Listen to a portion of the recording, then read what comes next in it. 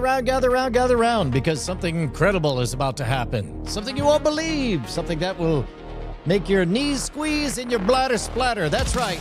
We're talking about day 186, almost in a row of office hours. Hello, you beautiful people. I'm Brian Brushwood. I don't know if you noticed it, but office hours is our Five Nation check-in. This is where once a day we reach out, and it's just you and me, bro. Just you and me and the 1.7 million subscribers over at Modern Rogue. And I suppose also the 2 million subscribers over at Scam School. And I guess the 1.3 million looky-loos over at x.com/wood. But don't worry, it's Saturday and there's nobody in the office at LinkedIn. And the only people lurking at twitch.tv/nightattack are the real ones. These fine folks, the elite, the hardcores. Oh, hold on, I've got the wrong thing featured. Why don't we just do this? We'll just go blah, blah, like that. There we go. If I could, I'd tattoo their names on my face. They get to flash this symbol. This is the secret sauce symbol. This is a gang sign. We've had it flashed on nationwide TV twice. Once on Good Morning America, again on multiple outlets when discussing, the Pope. Anyway, look, we got a jam-packed agenda. Not only are we coming high off the release of, yes, I do mean this, the biggest single 48-hour view count release of any long-form video in the history of anything I've done. In the history of Scam School, in the history of Modern Rogue. We'll break down those analytics in a bit. We're also going to break down that epic trailer for the upcoming documentary about early 80s action shows about Knight Rider. We'll break that down. Probably get a content ID while we're at it. Why not? Heck, it's early. And then finally, let's jump right in with Scam School. As you guys know, Scam School was the only show dedicated to social engineering at the bar and on the street. Scam School, therefore, is the only show dedicated to social engineering at the bar and on the street. So we're marching through the old back catalog, and now we're up to episode 84, Napkin Chess. This one came to us by virtue of the incredible Todd Robbins book. Is it the modern day con man or modern con man guide or something like that? I forget exactly what it is.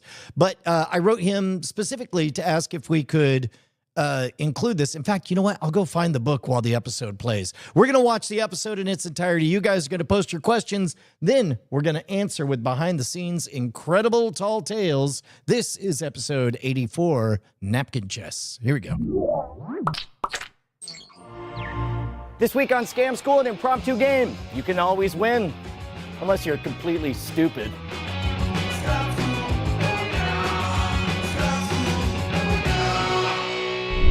This scamtacular episode of Scam School brought to you by Squarespace and GoDaddy. Welcome to the show that's now broadcasting in SD. Scam School, the only show dedicated to social engineering at the bar and on the street. I'm your host, Brian Brushwood, and this week we have an impromptu made-up sort of game, something to pass the time that, happens to be totally rigged in your favor. Let's play some Napkin Chess.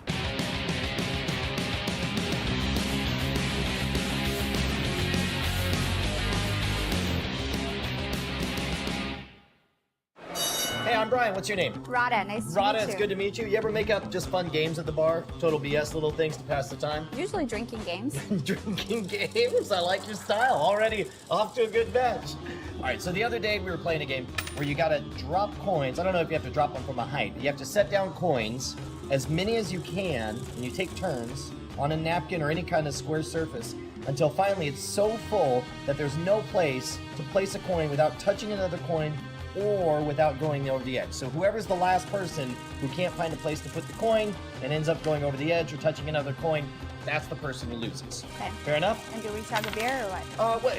Yeah, you know what? That'll be the advanced version. We'll look into that. But right now, we'll just play for fun to make sure we understand the rules. You want to go first or you want me to go first? I'll go first. All right, go first. Do I just drop it? Yeah, well, you set it anywhere you want. I mean, Okay. It's a strategy game, so you got to think. So you picked a big one. You're going to take up all the space early. I'm wise to you, but I am svelte like a little butterfly, and I will take up all the space around. Hey.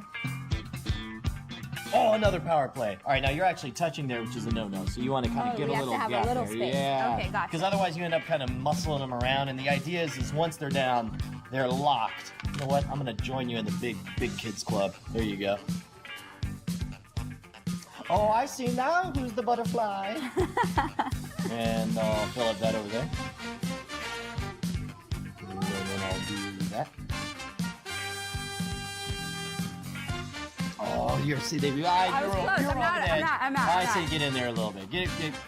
There you go. Okay. Legal move now. See that? You left me the perfect gap. Oh, you're touching. You can't touch. All right. That's right. Now I'm hogging all the space. That's my plan. Oh, I'll squeeze in. Nope, that won't fit, so I'll take up that right there. See, now you see the strategy going on. We gotta do a little bit like that, maybe. Oh, I think you may be in trouble.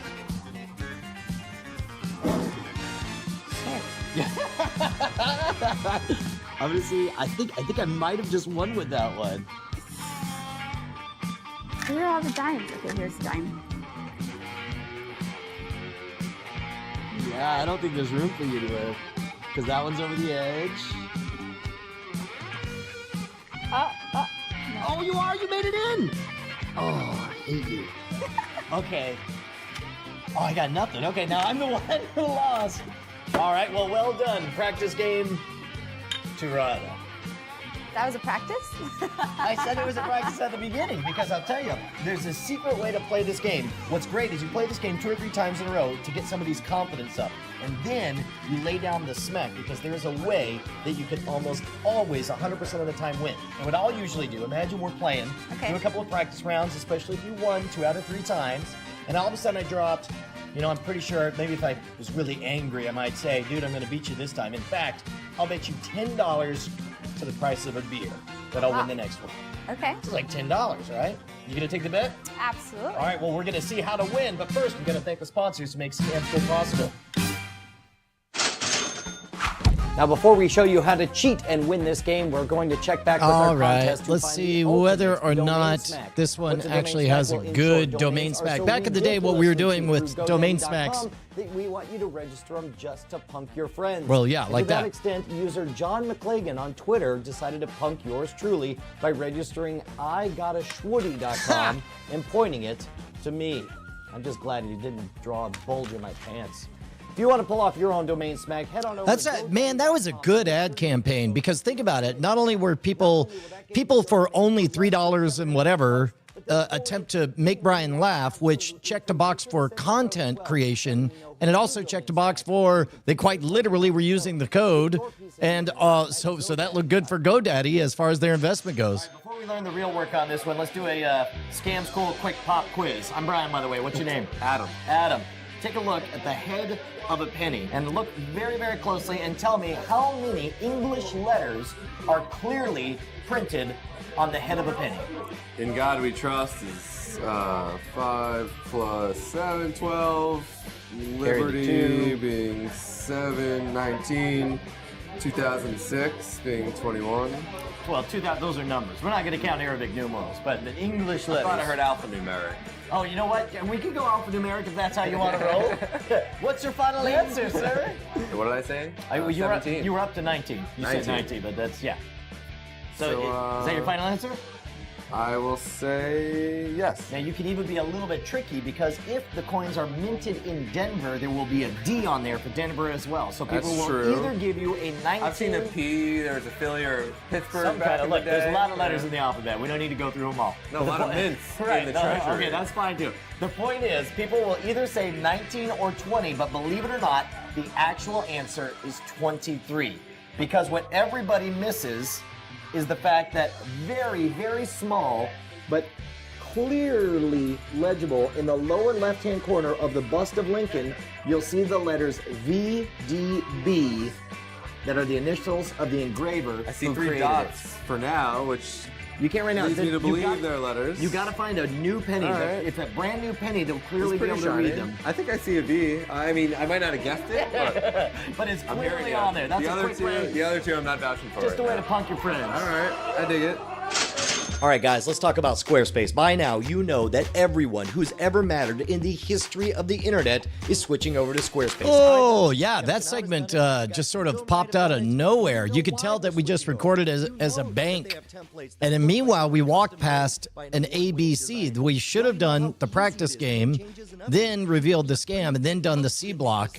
But instead, we have it split down the middle, and so we just wedged in a one-off on there. And so it left us kind of, as viewers, waiting for a long time.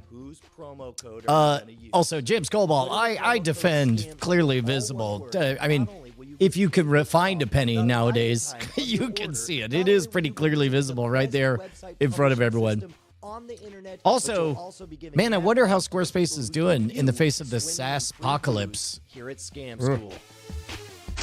Are you ready for the final showdown? Yes. This is when it's really on. This is money's on the line. You're about to lose $10. Oh, I see. So that's how it goes. All right, done and done. I'm going to start off, boom, with a power play. It's all over. What about now? Oh, I see where you're at. You know what? Boom, just like that. Oh! What are we making decorations now? Is that how this goes? Here, now we got a pretty line. How do you like this? Okay, I don't even know where this is headed, but it's interesting. All right. Why are you copying my style? I don't know, maybe I'm a copycat. Maybe I never actually graduated high school under my own merit, and this is the only way I know how to get ahead in life. Is that another bet? I don't want to bet on my lack of education. All right. Did you let me go first? Huh? No, you went first. Oh, what are you trying to reconstruct the scam? I'll sell you the secret for another beer. Oh, nice try. You know what? That's all right, I'll mix it up.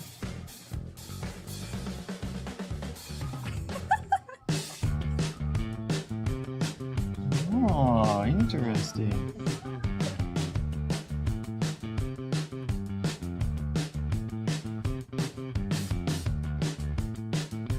Well, all right. And You mean golly darn? gosh darn. What can I do with my penny now?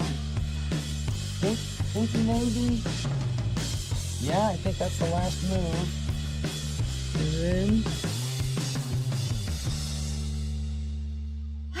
Is that game? I guess so. I don't think I can fit anything in here. I like your patronizing tone, but clearly, have you caught on to the gag of how to win 100% of the time with this? Just follow the other person's move. You just follow the leader because, and it's important to play a few practice rounds first. And now the only flaw in this little game is that you do have to either go first by putting one quarter there. But if you get the vibe that it's really important for the other person to go first, you're like, fine, you can even go first. And then you set that one down. You're like, we set up the starter piece first, and then we go. You act like that's just the rules of the game, is you have to have a quarter in the middle. Once you start the game, though, now what I prefer is to lay the smack down and be like, it's on now, and then forcefully set down the first coin, because then the only way for them to take it back is to be whiny and be like, no, I want to go first, and then you'd be like, psh, I don't even want to play with you anymore. Once you start playing, though, all you have to do, here, you go ahead and start playing. We'll run through this while we're talking here. All you have to do is copy every single thing they do. Now, you notice we got all different, now, in this case, I'm running a mirror edge here, and I think I actually did a rotation as well, but the point is, if you copy everything they do, keep on playing, then, by its very nature, there's no way for them to win, because it's sort of an even-odd thing, kind of like we learned back in the game of Nim. As long as you keep copying exactly what they do, there's no way for everything to work out except for everything to get totally full. And finally, here we go, almost done. And just like that, all of the space is taken up, and they're always screwed. Pretty clever, right? You like that one? You scammed me. I scammed you. That'll be one free beverage. Thank you very much. You were awesome, man. I really enjoyed it.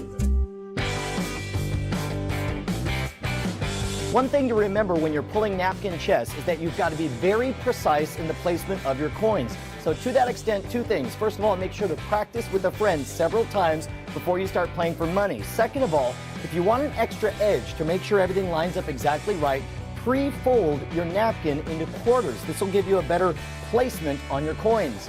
If you have any questions about this scam, or if you want to suggest your bar scam, why don't you join us at the forums at revision3.com/scamschool, where coincidentally you can see all of our episodes right back to episode 1. If you want to contact me directly, you can hit me up at brian@revision3.com. And if you're doing the Twitter thing, you can follow the show at twitter.com/scamschool, or me personally at twitter.com/schwood. Next week, we're going to be learning how to make homemade ice cream using old CO2 canisters. But for right now, I'm going to get back to the bar. Hey, how are you doing?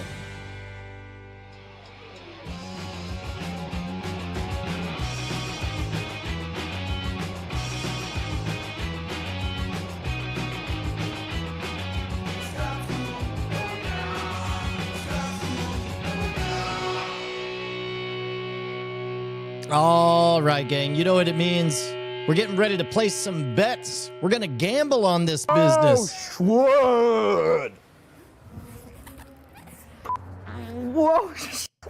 Oh, shit. Welcome to Scams.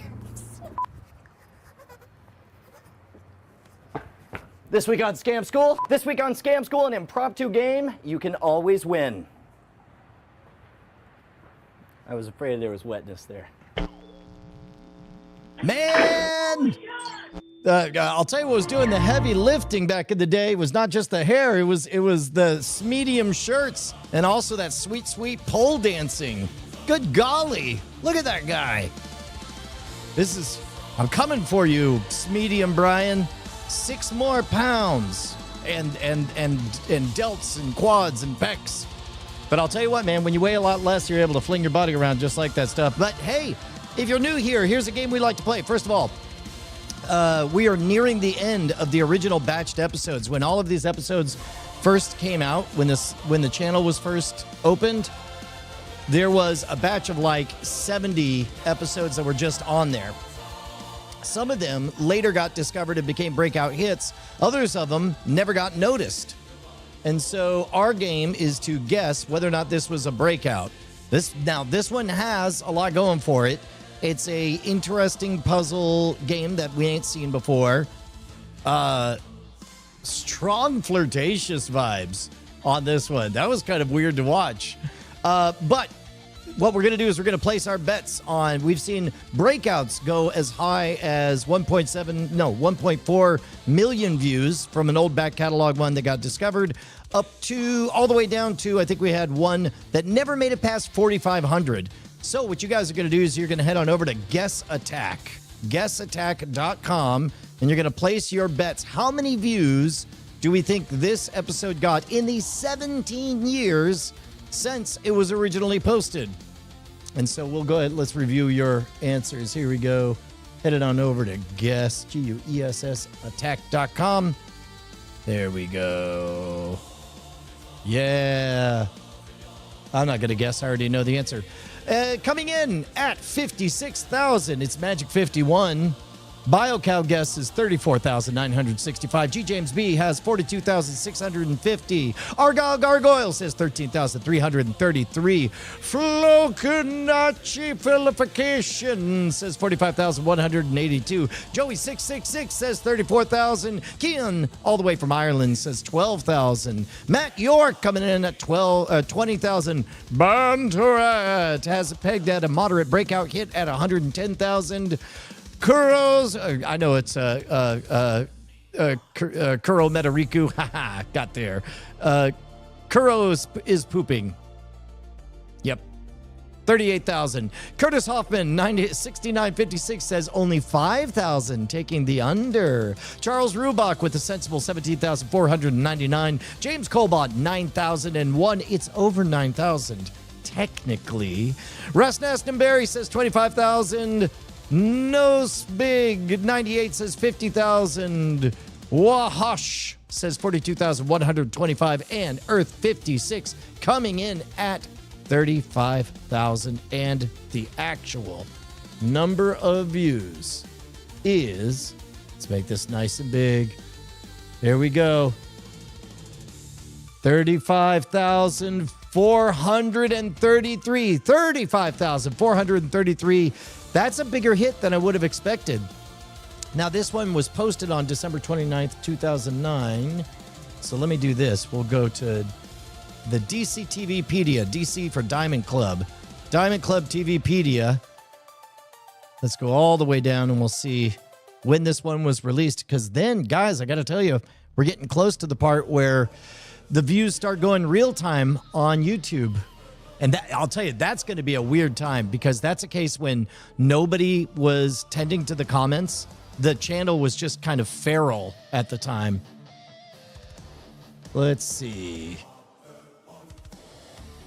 Zip Tie Escape. Napkin Chess, episode 84, was on October 21st, 2009. So we only have a few more in the back catalog before they start becoming a YouTube channel. But then there's even more mysterious things. You guys are not going to believe the epic story of when a startup, its whole model was paying people to not post on YouTube. That is a real thing that's coming up. And it broke an awful lot of aspects of the channel. It was incredible. I can't wait to tell it to you. But for now, let's check in and see who our winner is. Congratulations to Earth56 again. Well, it says guess is 35,000. Actual views is 35,000. The actual number of views is 35,433. So we'll want to make sure 35,433. Yeah, everything else is the under. Yeah. Kuro Mentariku was too far off. Good job, team. Awesome. Oh, yeah.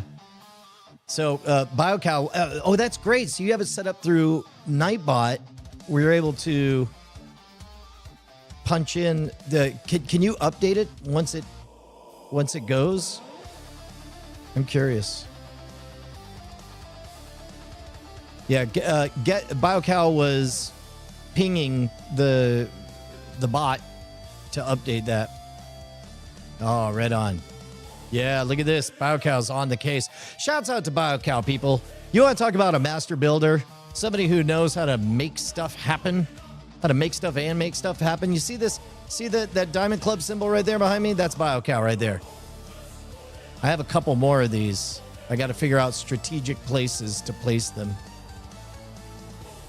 No active entries. Interesting. Yeah, thank you for your service, BioCow. True champion of the people.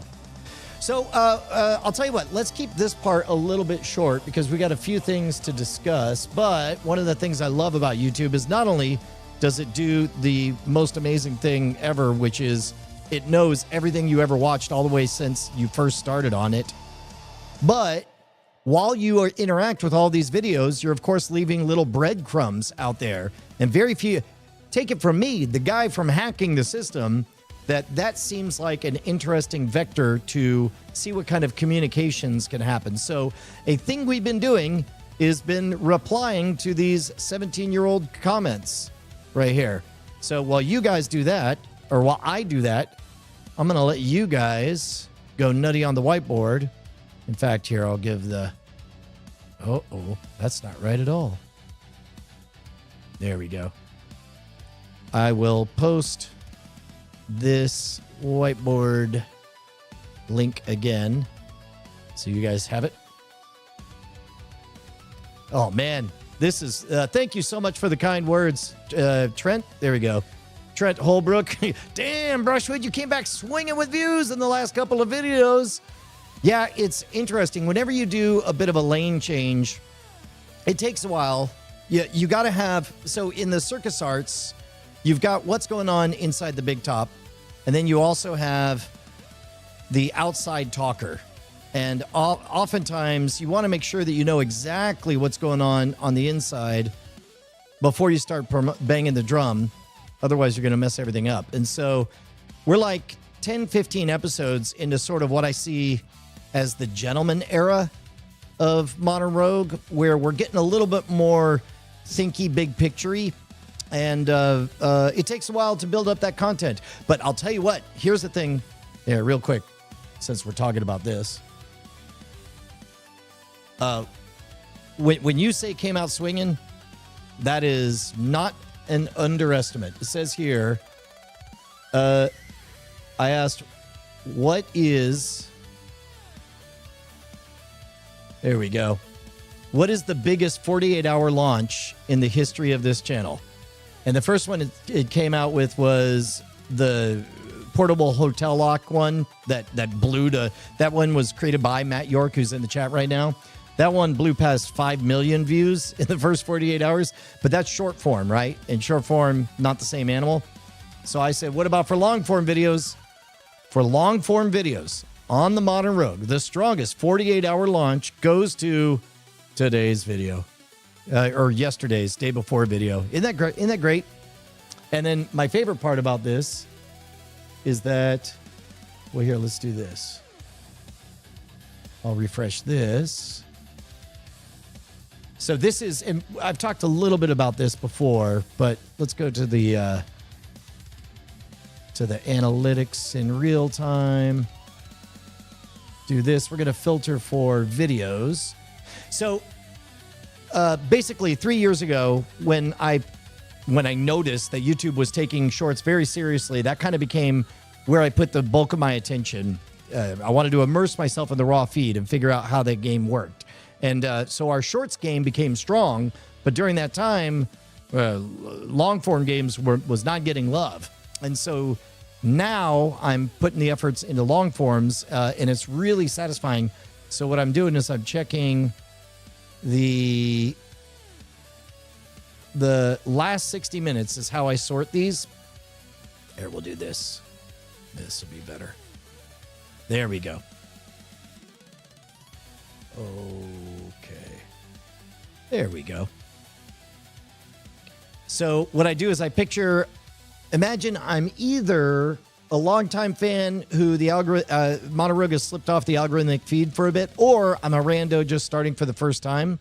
So I look at what is the current onboarding experience looking like. So first of all, this one, we tested off-grid radio. By the way, 99% likes on this one. The only reason it's not 100 is because some people don't like the phrase scares cell companies because it's hyperbole. But meanwhile, I will say it's totally defensible because if you read Tim Wu's excellent book, The Master Switch, there was a time that farmers were tinkering with mesh networks where they used telephones over barbed wire, and AT&T was scared of it and did shut it down and became a government-controlled monopoly. So I defend this title as not clickbait. But at any rate, that's popping off, and it's a good episode. And it looks like from there, people head into This Is How You Make a Kaiju Scream, which I love this one. This is classic Modern Rogue tinkering. We've got Modern Rogue as a exploring interesting things with the radios. We've got Modern Rogue as tinkering with backyard physics and science in a joyful, surprising way with the sound effect stuff. Also, I mentioned this before, I'm almost certain that this one popped because free SFX looks like free sex out of the corner of your eye. And then finally, this one makes me incredibly happy. TAC is about to be your new favorite game. This one, super solid, pure gentleman era. It's a game that you ain't heard, that's incredible, that scales, that's from a fantasy world. Also, Ryer has, this is an early Ryer episode where he is just open and curious, and we're both passionate about it. Dunbar's Number, another good one. Really polished discussion with me and Andrew Heaton. So 2.6 million people can push this button, but we can't. That is perfect because everybody clicking on this is there for the radio-ness of the new episode, even if they're willing to dip a toe into Modern Roguiness. What happened to all of Blockbuster's tapes? Love it. Great. Hidden World, thing that's on brand. Scoundrel is about to be your new favorite card game. I love it because we got my daughter in it, and also Justin Robert Young, who's really, really funny and fun. The Swiss Reglette, this is pure Brant vibes, like Hotel Hacking Havoc with Deviant Olaf, Learning the Flipper Zero. Did Lucille Ball actually hear radio in her tooth? That one is good because we actually did an experiment again with Josh Nass. Fight choreography with Aiko Uwais. This one, incredible cinematography, incredible production value. We flew out to California for it. I hope this one's an all-timer for the ages. Making a Pringles cannon is a great one. Oh, I gotta try on different titles for this video. Changes each time you watch it. I need to try different thumbnails. That's the experimental one. Oh, which looks like it's going up. Interesting. We got our guesting with Lockpicking Lawyer. We did the speed run again with Josh Nass. And then a new episode where we made a working scam bot, LLM, that fooled my dad. We got the crazy straw explosion. And then this is the previous all-timer. We got the episode on deepfakes and what do we do now that you can't trust them with Perry Carpenter. We got the tour of Ernie Klein's house. Although for my money, instead of the tour, watch the actual interview with Ernie Klein. There's a brief moment where Ernie flat out tells the tale of how he single-handedly sock puppeted, what's his name? Weinstein. Anyway, he got one convicted sex offender to manipulate another convicted sex offender. It's incredible. I love this walk and talk. The You Need Friends, They Fix Brains. It's good. It's smart. It's peppy. I want to do a lot more of these walk and talks. Camel Up is a good one. Ryer teaches Brian 3D printing. Secrets of Shortwave, how to get the most out of a cigar, and catching cosmic rays in a fish tank. They're all great. I am super proud of all of these. So to my eyes, I hope, regardless of whether or not people catch meshtastic fever or whatever, I am just giddy at the idea that there's an onboarding for all of the excellent content that we've been putting out for the last year and change. I'm excited. But I have a job to do. I have to respond to these comments. There we go. Great vid. Keep it up. Oh, wait. I got to switch account. Let's go to Scam Nation. There we go. Great vid. Keep it up. 12 years later. Can do. I'm from Norway, and I saw all of them before you told it. Woo! Brian, do you still have a demon inside of you? Haha. Film Riot. Oh, hold on. 2009. Okay, no, we're not yet to the demon video. Is it bad that I don't even read 1337 when I see that anymore? Leet. Best guy in the world. You're too kind. Holy hairdo. Sonic Boom. What an awesome accident. Is that music also in Mercenaries 2? I don't know. Probably. It's a popular licensed library. Oh, here we go. Boo. This ad skip killed the show. Boo. Crying, laughing emoji.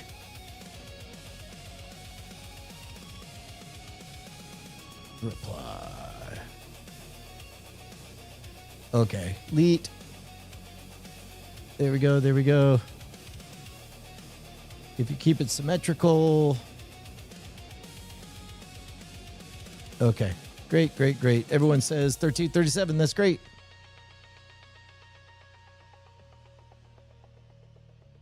Cool, cool, cool. What do you expect from Brian? Nah, my reputation preceded me. Cool. Well, that was an easy one. We got it, man. All right. So let me see if there's anything else on this video launch that we wanted to break down. Hang on. Let me also get rid of this. Hey, Tukume LLC. Hail to the room, chatting panel.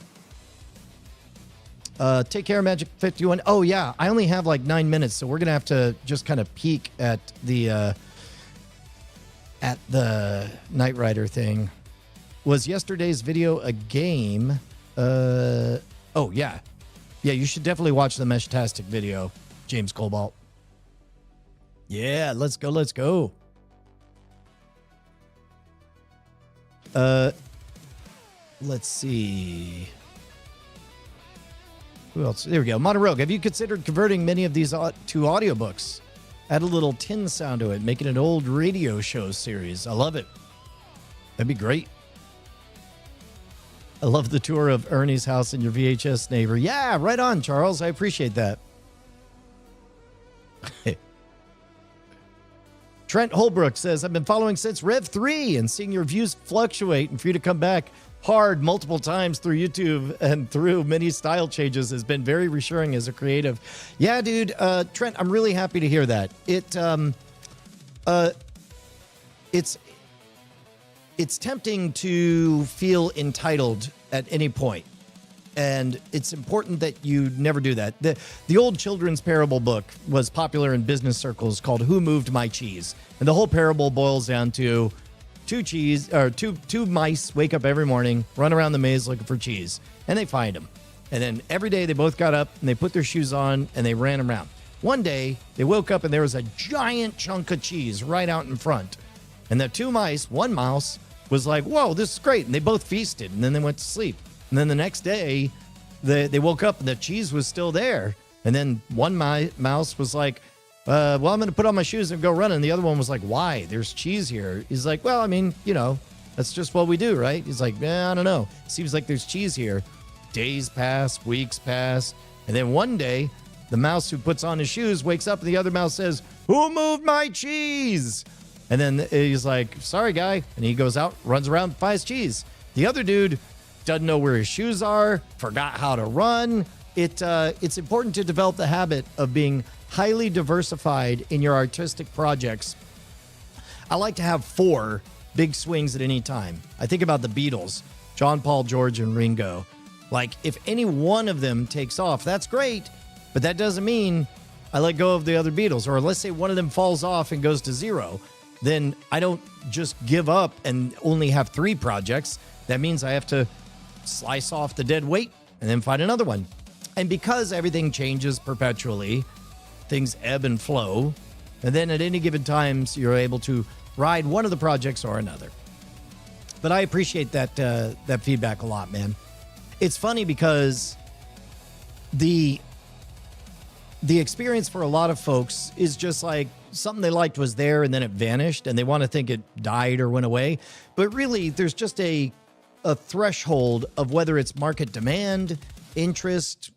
The algorithm has a tendency to make things very binary, And so it'll be interesting to see what happens over the next several weeks and months as we hit the ground running. I'm really excited about this next video essay that I have planned. But it's good to hear it, man. And a part of that is learning to develop the skills of doing live streams. Because guess what? Live streams, different set of skills than all of the produced stuff, which is a different set of skills from writing rich audio, which is a different set of skills from podcast and. Oh my gosh. What's the prompt playlist creator built into Apple Music? It sounds vaguely Sonos-y, I guess. Yeah, Winnie Rose, I'll tell you what, in general, being a jack of all trades is often a tough thing because that means you're not truly excellent at any one. But now more than ever, if you're B+ at a lot of things, and now between you, me, and the wall, if you're not B+ in a thing, a robot can train you up to B+ very, very quickly. And if you could be B+ at a lot of things, it's a very blue sky, open world moment right now. But yes, you definitely do want to master a couple of trades. You should have a couple of aces in the hole for sure. Oh man, do I have any books that I recommend that have influenced me? On this one, I don't know if you're of the right generation, but for my generation, if you speak Beastie Boys, I legit think that the Beastie Boys book, specifically the audiobook, reveals itself to be the single best business book on the planet. Now, what I love about it is they'll never claim that, and they'll never market it as that. It just is, because the early chapters are simply about them becoming masters of their domain, masters of their craft. It's all entirely about them listening to music and discussing about what is the best moment in this music. And then it's about them showing up repeatedly. Their first album, Licensed to Ill, is a weird album because in this album, every single track, they introduce themselves again and again, which is really weird until you find out that they weren't making an album. They didn't mean to make an album. They meant to just get laid at dance clubs. And so if they're going to play that music at a dance club, then they want to get introduced. And so that's why the whole album is nothing but that. Oh, man. Look, I'll tell you what. Let's do this. Let's put a pin in it. I'm out of time for today. I've got an 11 o'clock. But tomorrow, we'll do both the Knight Rider and we'll talk about the Beastie Boys book and why it is the best business book on the planet. In fact, I'm going to buy another 2 copies of it just so I can have something to hold up and show you guys. Trent, be here tomorrow, and we'll keep on going through it. In the meantime, that'll be it for this episode. This is where eventually what I'd love to do is be able to roll credits on this part, because this music is from East Book 1 and 2, and I just want to be able to play music and go, this has been Office Hours, a presentation of DIAF Industries. The role of host was played by Brian Brushwood. The audience brought to you by Diamond Club. Dylan Theus, presented by Office Hours, brought to you by the gentleman, warrior, and scoundrels like you. Curtis Hoffman says bye-bye. G. James B. says bye. Not Scary Steve says Diamond Club symbol. And Kuro Metariku says, where can we predict if Brian follows through on a plan for tomorrow's Office Hours? That's up to you guys. Y'all gotta poke me. We'll do that tomorrow. Love you guys. Bye.